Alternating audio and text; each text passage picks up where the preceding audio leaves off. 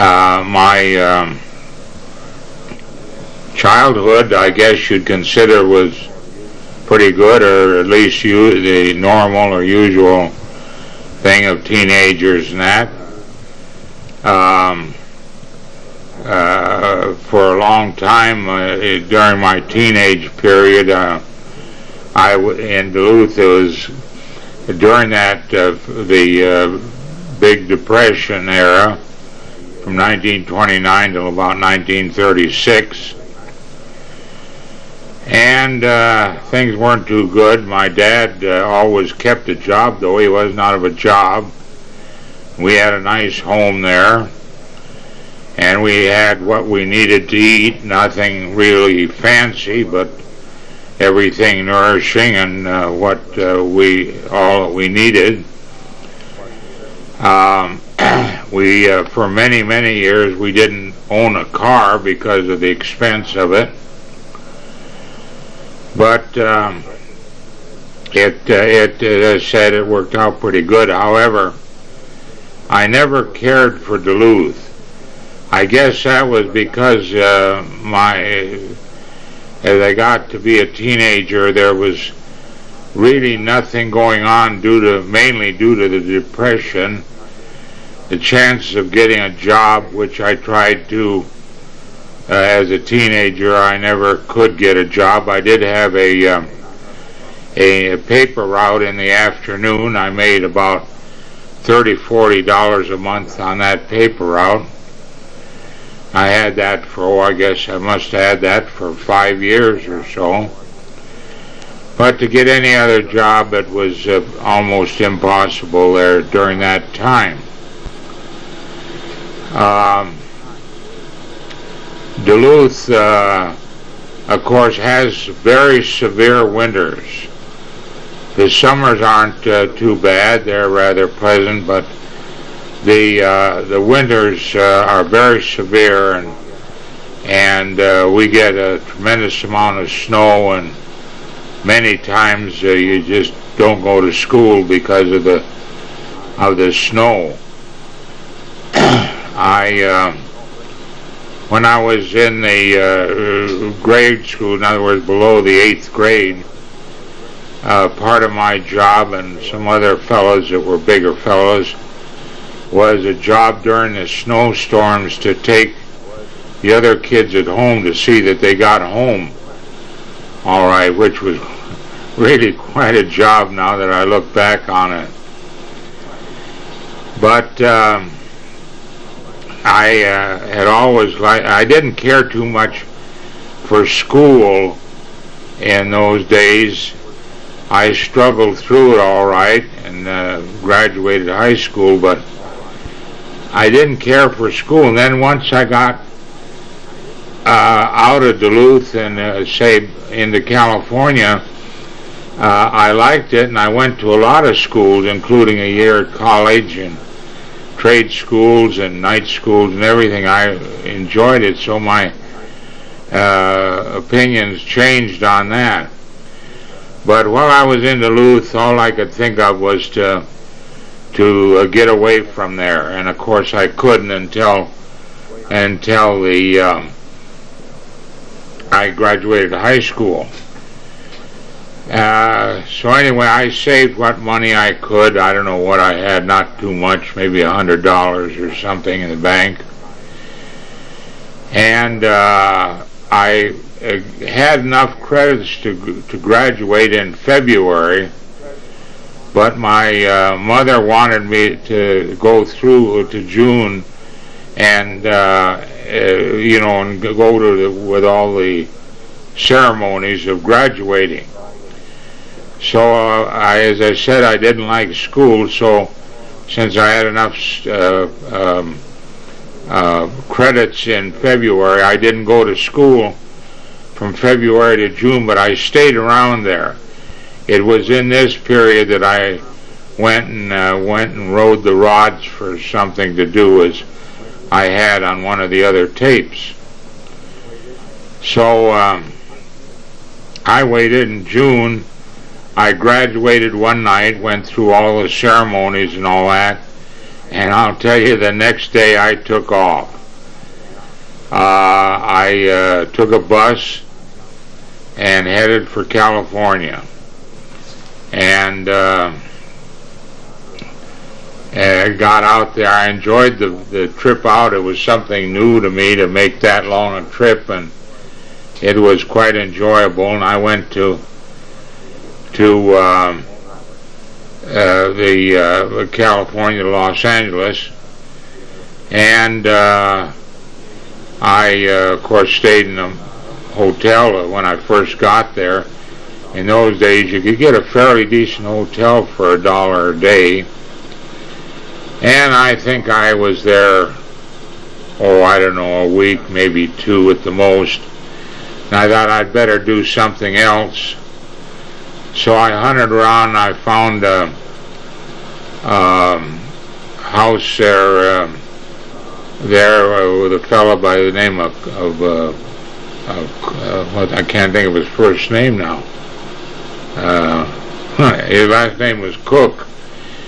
And he was an ordained minister, and also he taught philosophy at the Los Angeles Junior College there in L.A. And he had a big house because he used to give lectures in his living room several nights a week. And he had a number of bedrooms. Let's see, there was 1, 2, 3, 4, 5 bedrooms. And so he rented out the others other than the one he used. So I went and moved up there and stayed with him, and had a small bedroom. And I think in those days he charged me $12 a month for it. It was a nice place. And then even to save that money, I made an arrangement with him that I'd clean the house every Saturday. And that way I didn't pay any rent at all. I got my room rent free and cleaned the house every Saturday for him. And then I got to thinking of what am I going to do, so I decided to, he told me about it, about a trade school in Los Angeles that taught any number of different professions, including radio, and I thought I'd like that, so I went down and signed up with into the radio class. It was known as Frank Wiggins Trade School.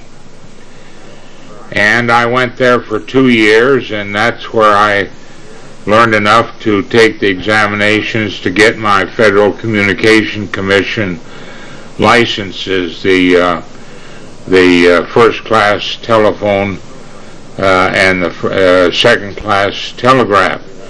You can only get at that time, they only get a second class telegraph until you've been out and worked for a year. Then you are eligible to go to a first class telegraph also, which I did eventually. So it worked out very nice. In those days, of course, I had no car, and very few young people have cars like they do today. But I take the streetcar, and since I was a student, I think the streetcar fare was only 5 or 6 cents anyway. But when you're a student, you could get some special little coupons every month, so that a streetcar ride only cost you 3 cents. So that saved a lot, and I used that. And then I got so enthused about learning radio that the second year that I went to Frank Wiggins, I also went to a night school in Los Angeles, Lincoln, what do they call Lincoln Adult High, I believe. and took radio more just to double up on things. And of course I knew from the day school at Frank Wiggins I learned a lot more, but it was good and it was refreshing to go over it and everything.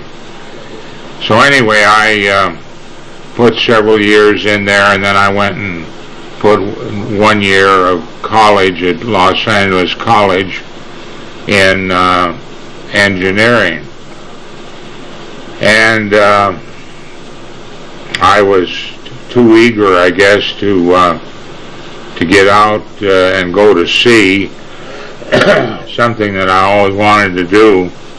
So that's why I didn't go to more college there. My original plan was to go the 2 years to the junior college and then go to something like Caltech or something for the other couple of years.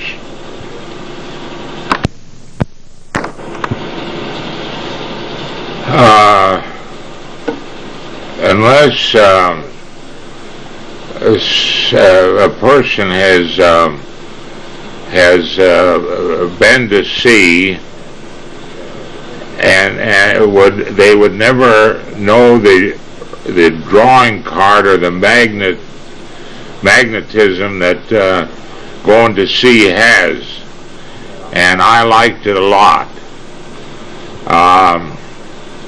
So over a span of about 42 years, most of it was going to sea as a radio officer in the Merchant Marine, which I enjoyed immensely. It was good pay, and I just liked it a lot.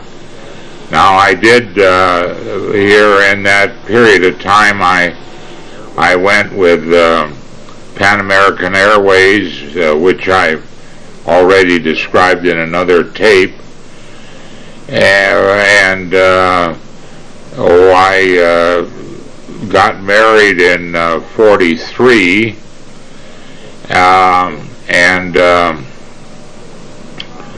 I still continued to go to sea, and then in 46 my wife wanted me to be home more, so I quit and I worked for 2 years at a place in LA called Hoffman Radio that made small radios, those AC/DC radios, and also government apparatus. So it was kind of two sections to it, and I was foreman in charge of the government apparatus, which meant that my men, I had any number, it varied some. It went from just a couple up to 23 depending on the job we had. I went up there and tested the equipment that was built by Hoffman Radio prior to giving it to the government. And I didn't care for the job, but I did stay there for 2 years. And also I went 1 year, I think it was 1946 if I remember right, I worked at the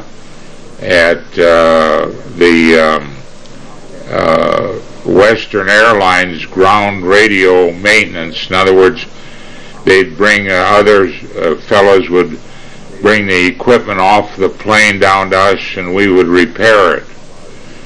And I lasted there about a year. And then of course went back to sea again, which, as I said, always seems to draw you to the sea. And then in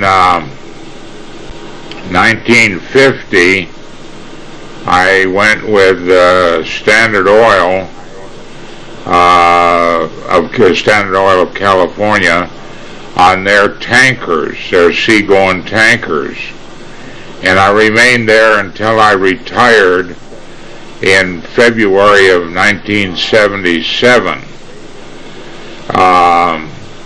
They were pretty good to work for, And of course you'd work on different ships at different times, and the time off got to be very nice. Originally, when I went with him, we had the usual 2 weeks vacation, but then as time went on, we had more time off, with pay of course, and they called it time off rather than a vacation, and it kept working up until just before I left with them. It was you worked 3 months and then you got 3 months off, and you didn't always get it exactly. You got in the end you got that correct amount off for vacation, but sometimes you'd work if maybe 4 or 5 months, and then you'd get 4 or 5 months off. And I had it at one time. It worked out that I had 9 months out of the year off, and it was all with pay. In fact, you made a little bit more pay when you were off, because of course when you're working, naturally your board and room is furnished you aboard ship, and it isn't when you have that time off. So they gave you $125 a month extra to compensate for that board and room. And then in 1958, 1958, I was about 58 years old, and I was eligible for their retirement. So I decided to take their retirement and quit and enjoy a retired life. Of course, I didn't get any Social Security at 58, but I had saved quite a bit of money, so I was all right. And then when I was 62, I was eligible for Social Security, and started getting that. Of course, I would have got a lot more if I had remained to work until 65, but I don't regret getting out at 58, because I enjoyed for many years retirement up until 4 or 5 years ago when my health failed and I couldn't do much. I had lived in Reno for, I guess 5, 6 years, and I just stayed at an apartment I had there, and I enjoyed Reno very much. I thought Reno in those days was a very nice town. It was open naturally 24 hours a day. You could go and get something to eat, or go to the casinos any time within the 24 hours. And so when I had purchased some land over there. I had 3 acres for investment, 1 acre of what they call residential property, no house on it or anything, and 2 acres of commercial property. Again, there was nothing built on it. And in traveling around, I'd come up to Oregon. Just in my travels, we had when I was with Standard, we had a chief engineer that was born and raised here, and his dad had a lumber mill, and he used to tell me an awful lot about Oregon, so I was kind of interested in it. And I came up here, and when I came to this area around Sisters, Oregon, I bought 20 acres of land there for an investment. So when I was ready to retire, it was a kind of a toss-up whether I wanted to live in Reno during my retirement or come up here. Well, I ended up by selling the property I had in Reno and coming up here and having a small house built. And I really enjoyed my retirement up here. It was I'm about 4.5 miles east of Sisters, and I really enjoyed living here a great deal. It was a lot of fun, and when I first retired, I again went to a lot of schools. I went to night school. I went to I've never had any experience with bookkeeping or anything, and it kind of interested me to know just what bookkeeping was all about. So I took a course in bookkeeping at night school, and I'll tell you, there's a lot more to it than one would imagine. It was unbelievable. Excuse me, the teacher I had was a friend of my daughter's, Pam, and so I really had to work to keep up decent work, because she would tell Pam how I was doing, and Pam would make some sly remarks if I didn't do good. But anyway, I took that, and I took a course in small engine repair, and I took at different times, courses in welding, and there was something else. I forget now what it was I went. But I enjoyed the evenings there going to school. And I built a nice shop there with just about all the power tools you can imagine. I built quite a bit of things. And I had quite a welding set up, and so I did a lot of welding for people and for myself, and also built things for a number of people.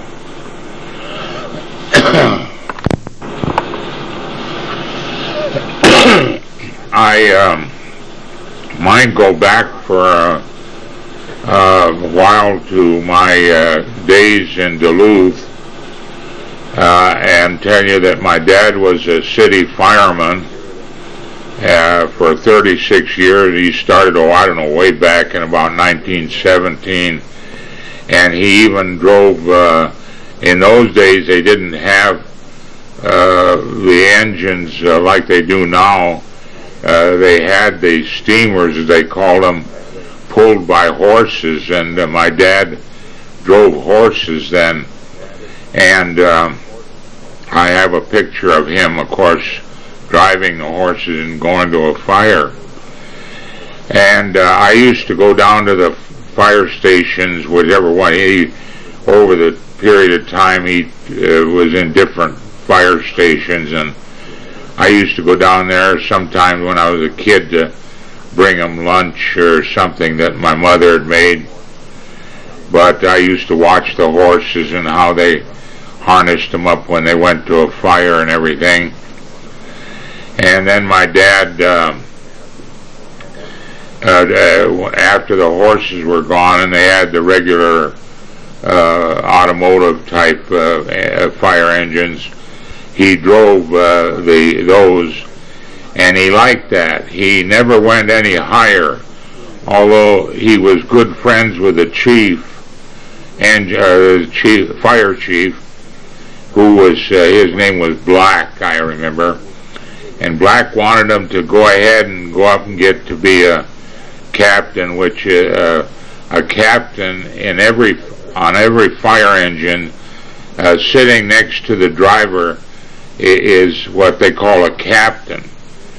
And this Black wanted my dad to go on up to rise to higher positions, but my dad never liked it. Liked to do that. He liked chauffeuring so well that he just stayed at it, and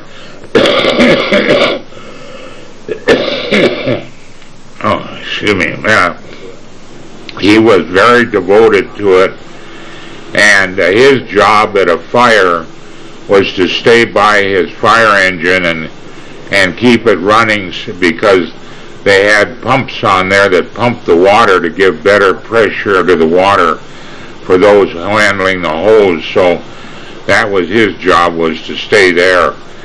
And at times when he was at a fire and I knew about it, I used to go down there sometimes and look around and watch.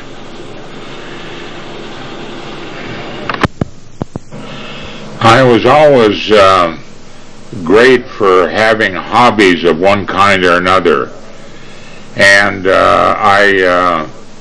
of course, I was a commercial radio operator also, but I also had what they call the amateur radio license, and I held that now for 63 years, and had the radio equipment which I could talk to others with, and that was always a pleasant to do that. And then I did photography for a while, both taking pictures and developing pictures. And then during a period of time when I was married, I raised tropical fish. Gee, we had as many as, I guess, about five gallon tanks with various types of fish in it. It was very interesting to do, and I belonged to a club there at the time, that the Tropical Fish Club, and of course they'd tell you, give you a lot of information and one thing or another. Of all the tropical fish that I raised, probably the most interesting was the one they call the Siamese fighting fish. It was a fish hole, usually a couple, maybe 3 inches long at the most, and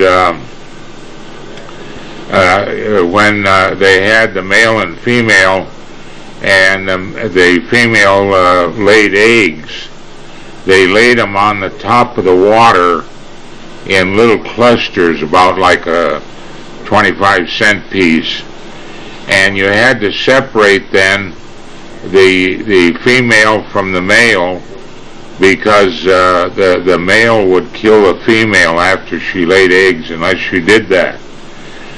And it was kind of interesting because the female would swim around, and those eggs were at the top of the water, and once in a while one of them would drop loose and start for the bottom, and this female, when she'd see it, she'd go over there and grab it with her mouth and put it back up there with the pile of eggs at the top of the water. It was kind of interesting to watch her do things like that. And then of course I did a lot of woodworking over my life. I always enjoyed doing woodworking and everything, and I made a great deal of things, a lot of things for the house I'm living in now, and for other people and that. I might go back to the time in Duluth there, and tell you that the ships, the big ships on the Great Lakes, would only sail during the summer, because in the winter the Great Lakes freezes over, and of course there's no sailing at that time. But in the fall, say even up to November, of course the new cars are made in Detroit, and these ships would load those new cars on their decks and kind of try to anchor them down and bring them up to Duluth, and then Duluth would ship them on to other parts west of Duluth. And sometimes, since it was in the fall and the winter was setting in, these ships would get in very bad storms on the Great Lakes, and sometimes they were so bad that a lot of the new cars they had on deck would wash overboard, and they'd total a loss. But when they got them to Duluth, I had a job for a little while. They had a big ramp where you could drive the cars off of the ships and put them in a big parking lot they had. And I got a job of driving the new cars off of the ship into the parking lot. And one time we had a very, very heavy hailstorm. And the hailstones got so back they were the size of a hardball baseball, and they were big. And I know they broke a lot of windows in our house at the time and that. But what I was going to say is they did a tremendous damage to the new cars that were in the parking lot. Tremendous amount of damage there. And also the heavy rain and the big hailstorms coming down hit our lawn. We had a very nice lawn, but it kind of ruined the lawn and had to be replanted and everything.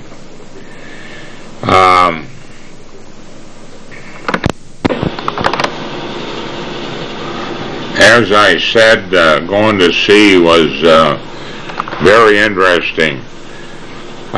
You not only got to see all the various parts in the world or something and travel, but it was just an interesting thing to do as far as a job or occupation. The storms were kind of interesting to be in because it was you and the ship against the sea, and you pitched around a lot, of course, and everything, but in almost all cases you rode out the storm all right. And you were inside, of course, so you didn't get wet or anything. I had one interesting experience in, 1953. We were going from Los Angeles to Yokohama,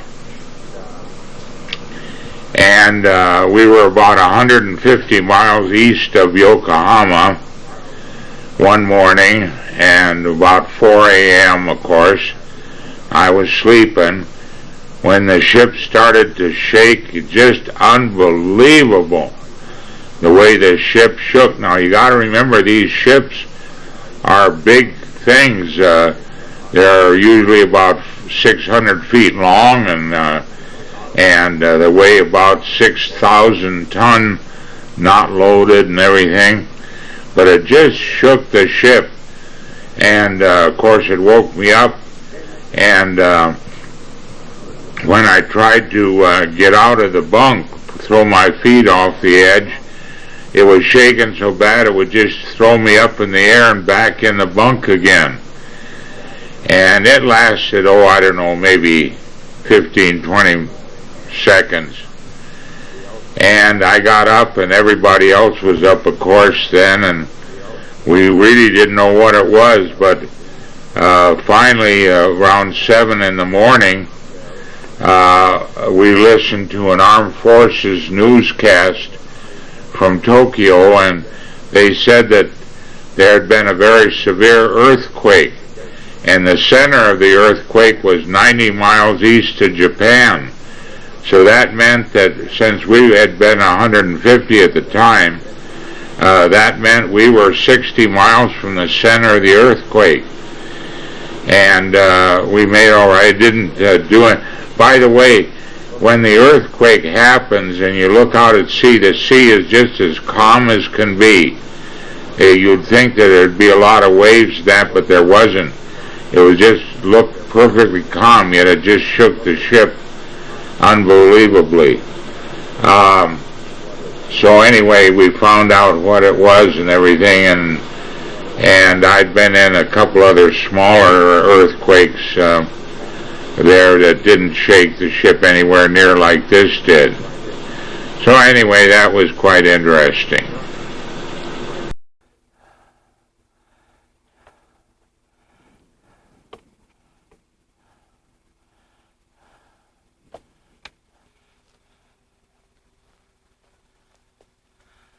This is the slab that I had laid when I built the house. Now it's 12 by 20. My thought was to put a greenhouse up there, but as you can see, I never got around to it.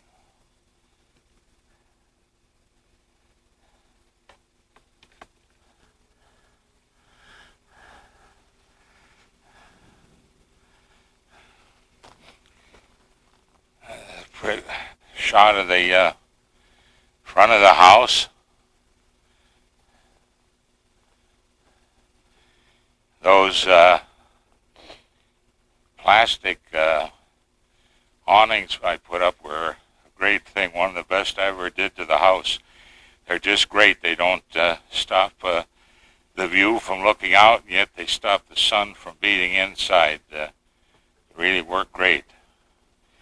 This is a shot of the back door, the back part.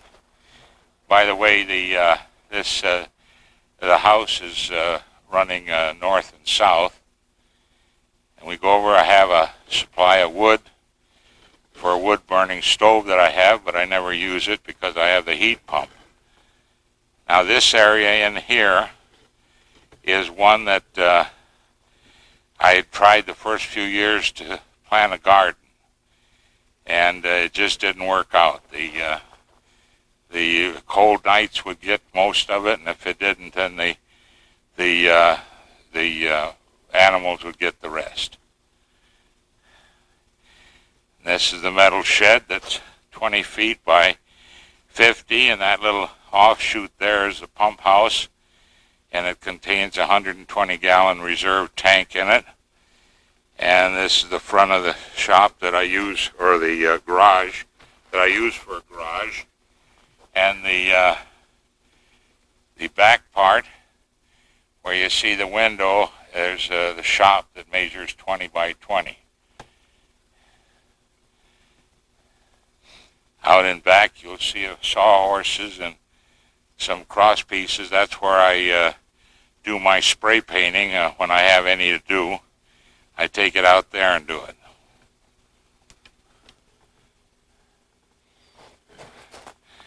Now we're looking like from the front door. That happens to be a weeping birch tree that was planted by me. I liked it. So I planted one there. Right where you see that heavy tree there, that's about the center of my lot.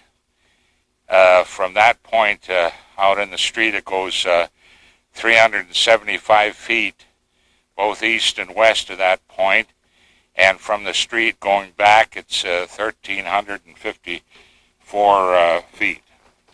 I went and built double doors in the shop just in case I built something too big to take out a normal door. I could take it out this way.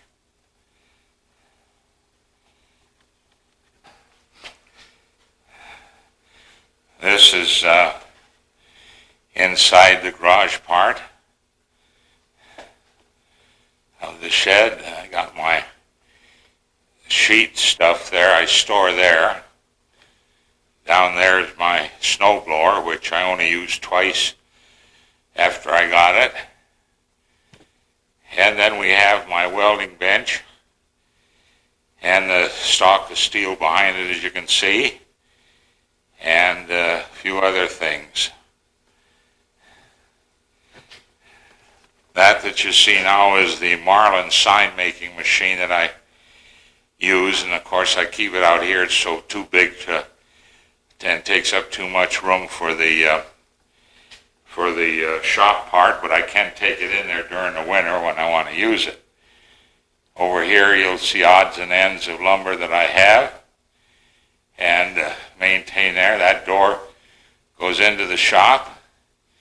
And this is just storage. There's some more lumber I have. And those boxes contain various things. Parts for the garden hose and one thing and another, TV, truck parts and all things like that. Got a nice big hoist, a 6-ton hoist that I can use to lift things up and back the truck up under it and use it. Comes in very handy at times. Here we have my trusty vehicle. and I like it a lot. It's a 77 Chev. I try to keep it in good condition. Here I use one of those yard floodlights, and it does a nice job of flooding the area here between the house and the shop, and even down the driveway to some portion. Now this will be inside of my shop. I'll have to pan around here. This is of course, the radial saw. And double doors I showed you from outside. This is my floor planer, 12-inch planer. By the way, that chopping miter thing on top does not stay there. I just set it there for the time being. And we've got a scroll saw over there, a band saw, which I'll show you later, a drill press, toolbox. Of course, a lot of the stuff's hanging on the walls. There's the main bench. Most of my power tools that I have here, I have on casters so I can roll back the ones I'm not using and pull out the ones that I want. Works very good. That table there I made myself for the router. There's a joiner over there. There's a wood lathe, and this is of course, the table saw. Table saw, by the way, is a computerized table saw and works just dandy. Everything is controlled from that panel you see, as far as how high you want to cut or deep a cut, and the bevel in degrees, and it's very accurate. Does a nice job. Over here I've got a cabinet I built for some of my hand-powered tools. And over there is another cabinet that I built, put in screws and nuts and nails and various small things like that. Inside, and the hand-powered tools, and just about every one you can possibly imagine. Sandpaper sheets, or belts, of course, for the belt sandpaper, and other things up there. Up there you see spare saw blades for both my metal cutting band saw and the wood one. There's boxes of sandpaper, various things like that. Air conditioning in the wall there, and of course I got electric heat also. You'll notice all those clamps, those glue clamps there, they're an awful handy thing that comes in. I do a lot of gluing. Consequently, I need a lot of clamps. There's some bigger ones and some longer ones up to 6 feet long, and they do come in handy. This clock, it's a very appropriate clock for a woodworking shop. It's battery operated, and a fellow that I did a job for gave me as a sort of a gift or compensation for doing things for him, and I thought it was a very appropriate one for a woodworking shop. This is the radio room, and the equipment on the main desk there. Over in the corner is that you see in the corner is an anemometer for wind and speed direction of the wind, speed and direction for that weather net that I belong to in the morning, and on top of it is a thing called a CompuTemp that measures the inside and outside temperatures, and at the same time it holds the highest and lowest readings for the past 24 hours. And you can press a button and see what the lowest was for the night or the highest during the day or something like that. And now we'll go over here, and up on this wall see these little plastic boxes that I keep all radio parts in and things like that. And dead ahead, we'll see the pictures of that tanker. Let's see if we can get it here. This is the Chevron Hawaii that I was on the last tanker. And this picture was taken over in Hawaii as we were coming in by the local newspaper. And here when we get in the living room, I'll show another shot of that I have out there. This is the shot of the packet setup in my computer deal. See, I have one printer over there and then another one there. And the files for the floppy disk, the disk drive. Monitor that on the shelf opposite. The oscilloscope is the TNC, and that for packet, along with a 2-meter rig. Taken a shot from the radio room down the hall into the living room. Shot of the bedroom, and I have a Icon R70 receiver next to the bed that I leave there, a water bed, of course. This is the closet, of course, all on that whole wall there that I put in there. Doors open, and instead of a dresser, I built that in for my dresser and have it built in so I can close the doors all the way around it. And then the rest of the closet, of course, is for hanging clothes. Just a small utility room, which I built in some closets in back of that door, really shelving to store extra food stuff, canned goods and all that. And then this is a sort of a linen closet there that stores the various linen things and all that. Of course, the bath, and I got a stall shower down there, and of course the tub and everything. Where I've got a built-in sauna bath, by the way, in that little cubby hole in there.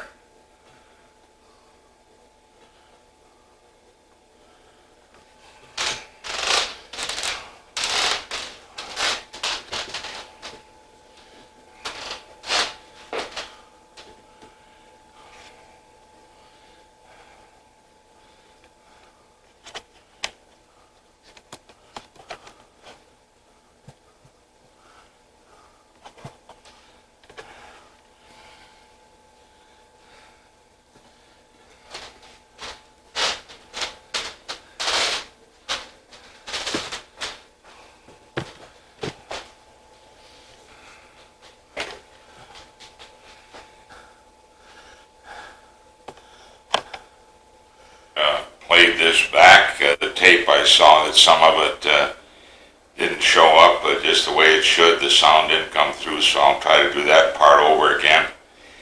This is a kitchen, of course, and that's the microwave oven and toaster oven. The gadget on top is a pressurized cooker for the microwave oven. Excellent unit, does a good job. Over there on the shelf, there's a distiller there, water distiller. I distill most of the water that I use for cooking. And of course, the coffee pot and the stove and the sink there. Little gadget I got here, which is very handy. Most people have never heard of one of these. And it's called a Dishmaster. And inside that unit is soap, liquid soap. And you can then use that brush and hose and wash things off. And you got a button on that hose that when you want the soap, you press the button, and when you don't, it just clear water to rinse. Very handy for when you have only a few dishes. And this is something that Pam made for me, so I just put it up there for conversation piece, I guess you'd say. There's the entertainment center. That's the TV satellite receiver on the top, 2 VCRs, and of course the TV, all on a rack that I made. And there's the stove there that I don't use. Living room into the food bar that I eat my meals at, since I don't have a dining room. I can sit back there and watch TV also. The picture I wanted to show you in the living room, that's the same picture that you saw in or the same ship you saw in my ham shack, and that's taken down at Houston. And a year and a half after I retired, it had blown up. It was a total loss, killed 12 people, and it's $23 million what that ship cost new, and it's total loss, as I said, just scrapped. When it blew up, they said the deck, which is 3/4 inch steel, just peeled back like a sardine can. Flattened the back part of it, just crushed the housing back there down. Several decks crushed down. They think lightning maybe was what started it. One thing in the shower I didn't show you, I wanted to show you that. That's a gadget I got that contains liquid soap. And then when you turn that knob, the soap will mix with the water and come out. You don't have to worry about using bar soap then. Then you turn that knob back and fresh water to rinse off. Excellent little gadget, and I like it a lot. Well, this concludes the filming of the land outside and inside the house. And I hope you enjoyed seeing it. I really don't have any more that I can think of to, in the way of things that happen in my life, and so I think I will close now there at this time.